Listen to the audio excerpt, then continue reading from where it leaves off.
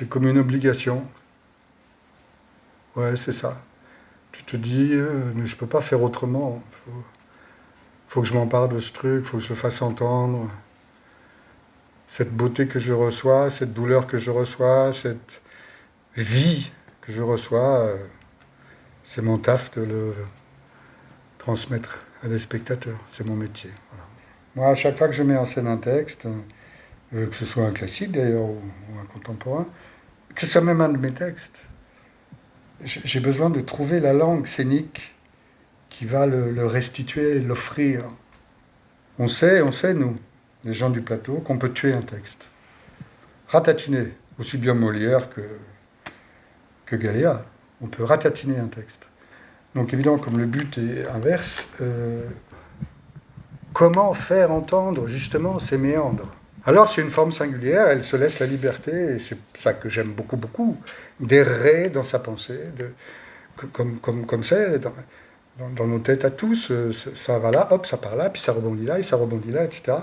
Ce qui rend le texte épouvantablement difficile à apprendre pour Claude de Gliam, qui joue le personnage de l'autrice, mais qui en donne en effet, qui donne la complexité de sa pensée, de ses sentiments, de son sensible, de sa quête, comment il va, et non ça va pas, elle va là, non ça va pas, et la mémoire, et le présent, et le futur, tout s'entremêle, comme quand on pense les uns et les autres. C'est une poésie, c'est un poème, c'est une poétique, donc c'est pas du sens. Évidemment, les gens vont comprendre tout ce qui se dit. Mais comment tu leur prends le corps avec ta voix? C'est une musique. C'est une musique qui a du sens. C'est le bordel. Parce qu'une musique, ça va, du sens, ça va, mais une musique qui a du sens, c'est dur.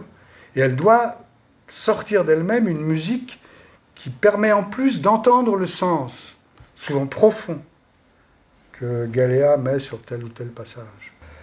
C'est extrêmement savant pour la comédienne de faire entendre, sans montrer évidemment tout ce travail, les complexités, les rouages que nous on perçoit au bout d'un moment, qu'on perçoit à la première lecture, mais sans savoir ce qui se passe, et qu'après nous on démonte, on ouvre la machine et on essaye de comprendre comment les rouages tournent ensemble.